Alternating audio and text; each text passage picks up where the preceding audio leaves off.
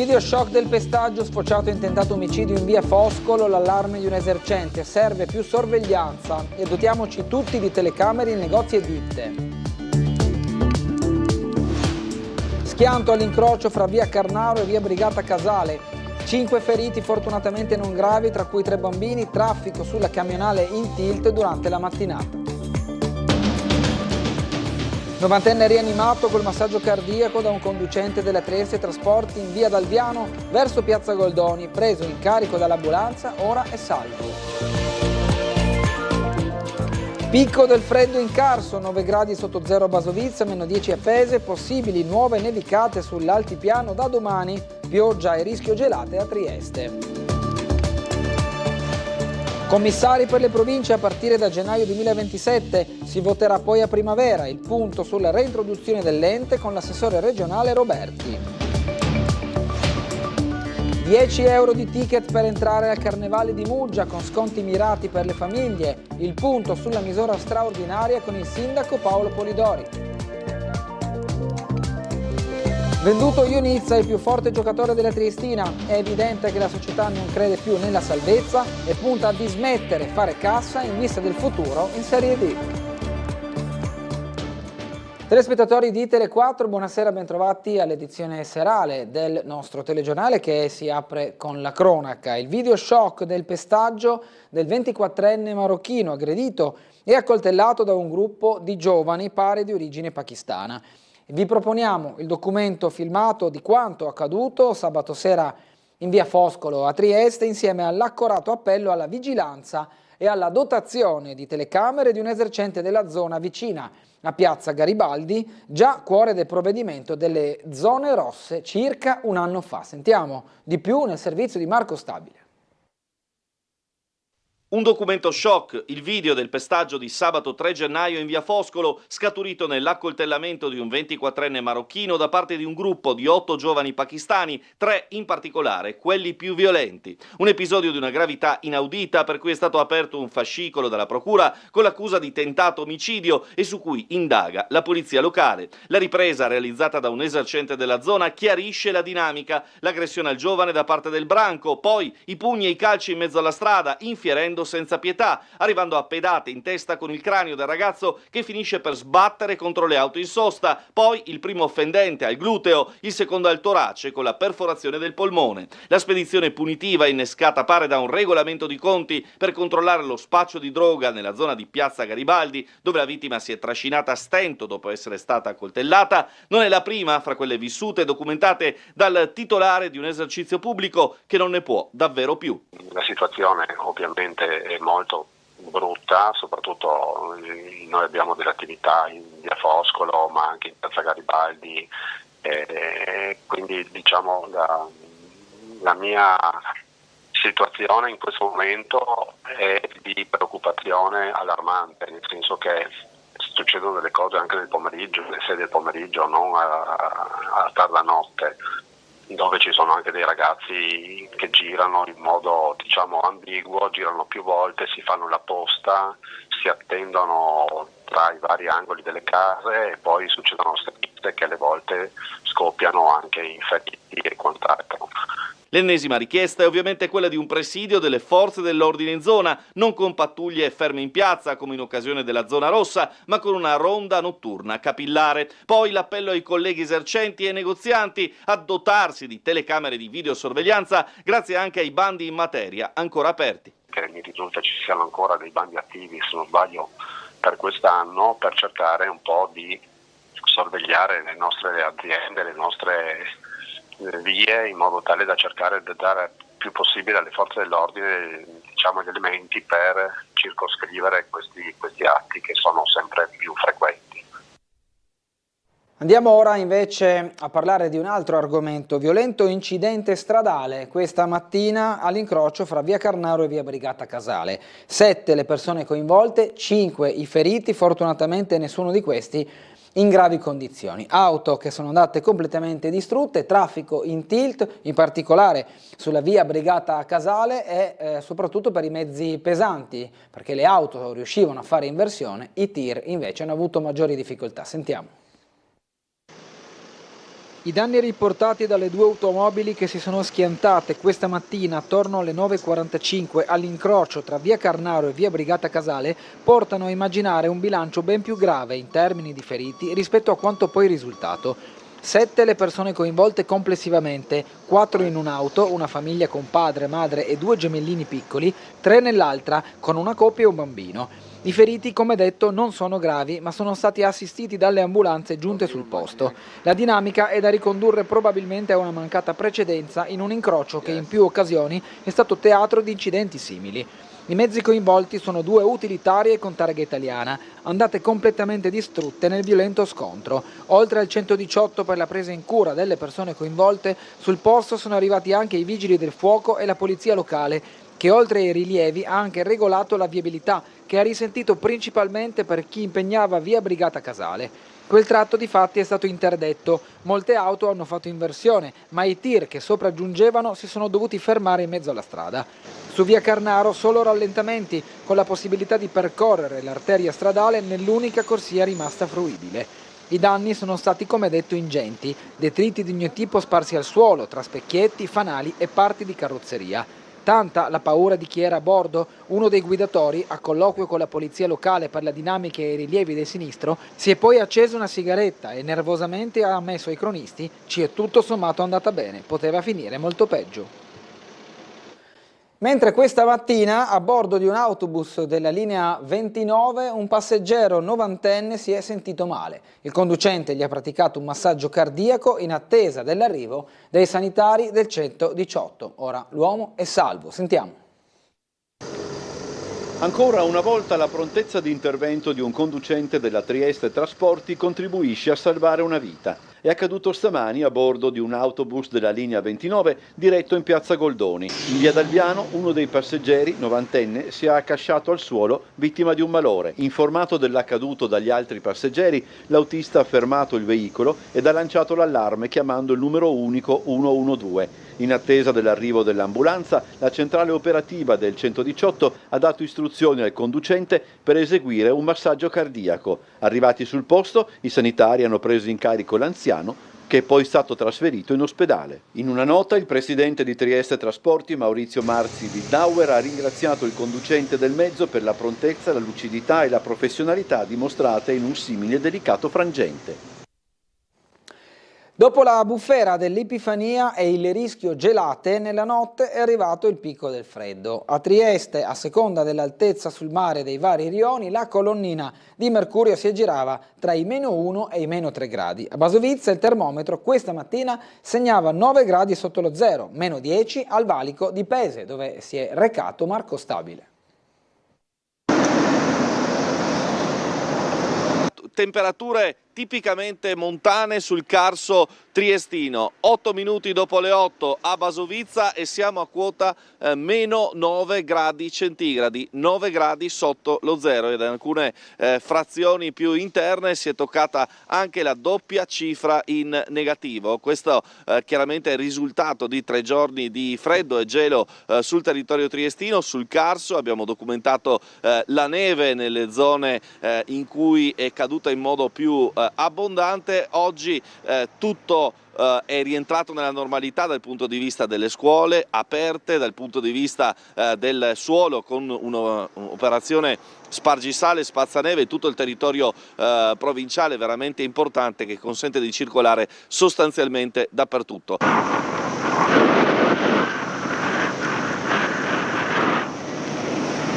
Per gli amanti delle camminate sulla neve, per qualche scivolata sul bob, ci sarà ancora tempo, forse per qualche giorno. Qui a poca distanza dal confine di Pese, questo è lo scenario che regala lo spettacolo della neve sul Carso, dove in molti escursionisti, amanti della mountain bike, ma anche delle semplici camminate in mezzo al bosco, torneranno sicuramente in queste giornate per godersi l'ultima neve sul Carso. Senza la bora fa un altro effetto. Rimaniamo in argomento. Gelo e neve daranno appena qualche ora di tregua. È in arrivo un nuovo fronte con precipitazioni già da domani che potrebbero essere nevose sul Carso. Attenzione al rischio di ghiaccio al suolo. Queste le previsioni degli esperti dell'ARPA per il fine settimana. Sentiamo. Abbiamo passato una nottata fredda, erano parecchi anni che non faceva così freddo, pensate che siamo scesi in montagna fino a -20 a Fusine nel Tarvisiano, -15 in diverse località e freddo anche sulla costa, -1 a Trieste in città stamattina, -2 a Monfalcone, Grado e Lignano e temperature molto basse anche in periferia a Trieste, siamo scesi a -7 a Catinara e -10 tra Basovizza e Paladiciano. La prossima notte non farà più così tanto freddo come la precedente. Breve tregua da gelo e neve. Già da domani nuove precipitazioni potrebbero presentarsi sul Carso, dove il pericolo maggiore potrebbe però essere il ghiaccio. E questo è il quadro in rapida evoluzione che si prospetta nel meteo dei prossimi giorni, secondo gli esperti dell'ARPA. Arriva un fronte collegato a una nuova depressione atlantica, è un fronte piuttosto debole, che però ci porterà a un aumento della nuvolosità già a partire dal pomeriggio e dalla serata e domani ci aspettiamo anche qualche debole precipitazione. Non dovrebbe esserci neve sulla costa in questa occasione visto il lieve incremento delle temperature, però è possibile che qualche debole nevicata già intorno ai 300-400 metri di quota sia visibile. Il problema per domani potrebbe essere rappresentato piuttosto anche dalla formazione di un po' di ghiaccio, questo sia sul Carso che anche sulle zone diciamo un po' più interne della pianura. Cambiamenti repentini che rendono le previsioni per il fine settimana particolarmente incerte. La costante dovrebbe però essere il freddo, con le temperature nuovamente in picchiata. Abbiamo ancora correnti piuttosto fredde in quota che sopraggiungeranno sabato, quindi c'è un po' di incertezza per la giornata di sabato, direi di base un cielo variabile, quindi avremo delle schiarite ma anche presenza di nuvole, c'è la possibilità di qualche rovescio molto bassa, andrà meglio domenica, però si instaurano nuovamente correnti da nord piuttosto sostenute in quota e anche più fredde, quindi ci apprestiamo ad avere poi l'inizio della prossima settimana, sembrerebbe tempo abbastanza stabile, potremmo scendere nuovamente sotto zero praticamente su tutta la regione. Un ticket da 10 euro al giorno per entrare nel perimetro dei festeggiamenti del Carnevale di Muggia. Il sindaco di Muggia, Paolo Polidori, spiega la misura pensata in chiave sicurezza che comporterà anche lo spostamento temporaneo della fermata dell'autobus della linea 20. Il fatto di avere un deterrente, no? Per quanto riguarda la possibilità di entrare. Uno vuole venire a divertirsi, paga volentieri 10 euro. Uno vuole venire a far casino, magari i 10 euro non li paga perché dice vado a far casino da un'altra parte. No? Il Carnevale è e deve restare una festa, per questo va garantita la sicurezza. Parte da questa convinzione il sindaco di Muggia, Paolo Polidori, che ai nostri microfoni spiega ragioni e modalità del ticket d'ingresso da 10 euro. Sfatiamo questo mito che sta venendo fuori. Lungi da noi l'idea di fare cassa, perché se fate cassa rovinate il Carnevale di Muggia. Questa è dal punto di vista organizzativo una scelta che ci costerà cara, perché saranno molto più i costi di quelli che saranno gli introiti per quanto riguarda il biglietto ingresso. Ci sarà una cintura fatta attorno a Muggia, ma che inizierà probabilmente dall'Alto Adriatico, dove tra l'altro si sposterà il capolinea della 20. Questo è importante dirlo perché la 20 non arriverà più alla stazione di bus, creando anche lì problemi per quanto riguarda gli assembramenti di persone che poi in certi casi dovevano essere controllate in qualche modo. Una misura già adottata da altre manifestazioni carnevalesche in Italia, che sarà illustrata a breve nei dettagli, ma che il sindaco anticipa a Tele4, prevedendo anche le possibili critiche e annunciando tutta una serie di esenzioni e scontistiche. 10 euro per giornata avrà innumerevoli possibilità dal punto di vista delle scontistiche, dal punto di vista delle agevolazioni. Per esempio, quando si dice tante critiche sono per le famiglie, no? Ma sì. Una famiglia con 2 figli, 40 euro al giorno, non sarà così. Faremo degli sconti praticamente per famiglia, dovremmo girarci su 10 euro a nucleo familiare addirittura. Chiaro. Quindi agevolazioni per quanto riguarda le compagnie di carnevale, la possibilità da parte di chiunque di entrare per andare nei ristoranti di Muggia. Quindi ci saranno tutta una serie di agevolazioni che non andranno a colpire queste fasce, diciamo, che sono quelle che sono ben accolte. A che punto è l'iter per il ritorno delle province? Lo abbiamo chiesto all'assessore regionale alle autonomie locali Pierpaolo Roberti, fiducioso che nella primavera del 2027 si potrà andare al voto. Ce lo racconta Umberto Bosazzi. Un obiettivo ben preciso che è quello di creare la provincia commissariata, quindi con un commissario dal 1° gennaio del 2027. Non si ferma dunque l'iter per la reintroduzione delle province. Stamani l'assessore regionale alle autonomie locali Pierpaolo Roberti si è soffermato brevemente sull'argomento, tracciando anche l'identikit istituzionale della figura commissariale, che di fatto traghetterà alle elezioni. Una figura che in realtà però concentrerà su di sé tutti gli organi che esisteranno già, questo perché già dalla primavera 2027 noi contiamo di portarla al voto.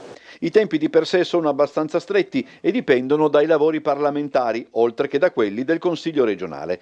Stiamo aspettando la calendarizzazione per l'ultimo passaggio al Senato, dopodiché questo sarà l'anno in cui arriveranno in Consiglio regionale tutte le varie norme. Noi crediamo che entro il mese di gennaio verrà calendarizzato questo passaggio dopo la pausa dovuta all'approvazione della finanziaria. Sia come sia, sottolinea ancora l'assessore, il lavoro che poi spetterà all'Aula sarà certamente impegnativo, ma dovrebbe appunto concludersi in tempi relativamente brevi. Ci saranno le norme che istituiranno il nuovo ente, quelle che regoleranno le elezioni, quelle che creeranno il commissariamento e quelle che attribuiranno le funzioni e le risorse per poter svolgere i servizi a carico dei cittadini, quindi sarà un 2026 molto intenso.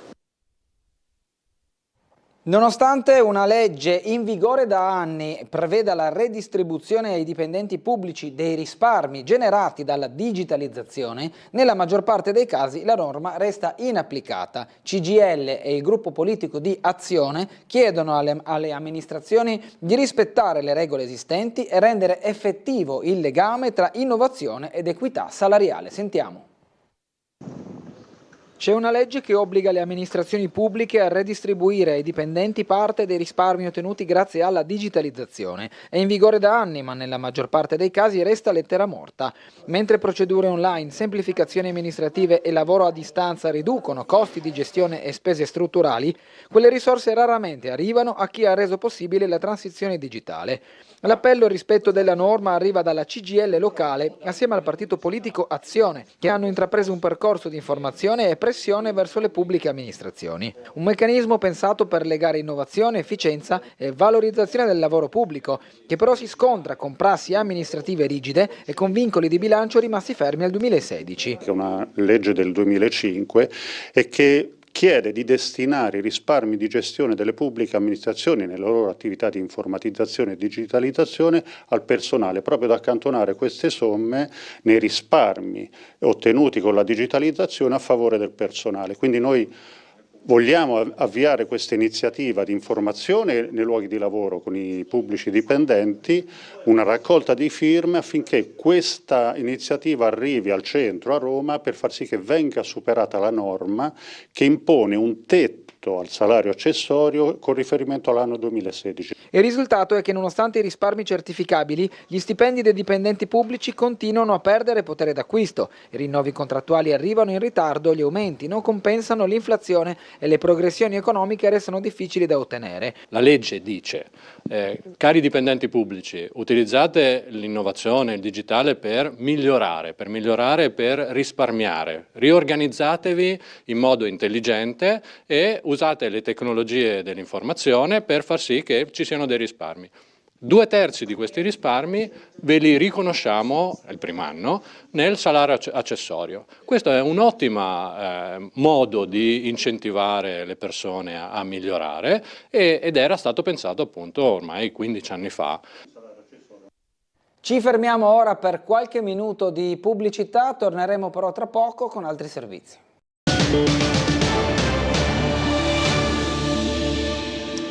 Riprendiamo il telegiornale. Si intitola La musica e luce, il ciclo di spettacoli sinestesici che porterà a partire dall'11 gennaio l'orchestra a Fiati Città di Muggia in giro per la regione con una proposta molto particolare. Il tour partirà dal Palamostre di Udine per concludersi in aprile al Teatro Candoni di Tolmezzo. Sentiamo Umberto Bosazzi.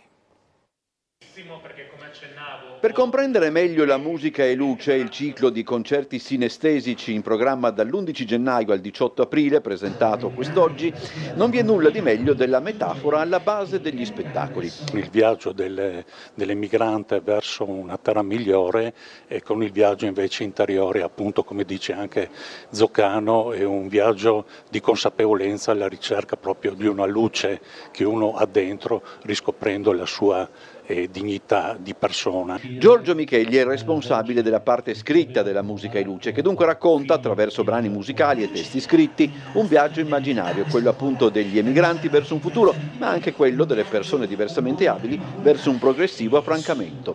Presentato dall'Associazione Orchestra Fiati Città di Muggia, nato da un'idea di Andrea e Giacomo Sfetez, il progetto a cui partecipa l'Associazione Alia di Vincenzo Zoccano gode del contributo della Regione, del sostegno delle fondazioni Casali e della Summer Shipping e del patrocinio del Comune di Muggia. Il tour parte da Udine al Palamostre, poi sarà al Verdi di Muggia il 16 gennaio, a Trieste al Miela l'8 febbraio con 2 spettacoli, ad uno dei quali l'unico a pagamento prenderà parte Alessio Colautti. Il 20 marzo al Culturnidom di Gorizia, il 22 marzo all'Auditorium Concordia di Pordenone, a Duino il 16 aprile all'Auditorium del Collegio del Mondo Unito e a Tolmezzo al Teatro Candoni il 18 aprile.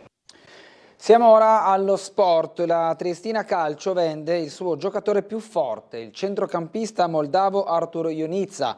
È evidente ormai che all'impresa della salvezza dopo i 23 punti di penalizzazione a inizio campionato, ormai la società non crede più e punta a fare cassa in vista della prossima stagione. Sentiamo Marco Stabile.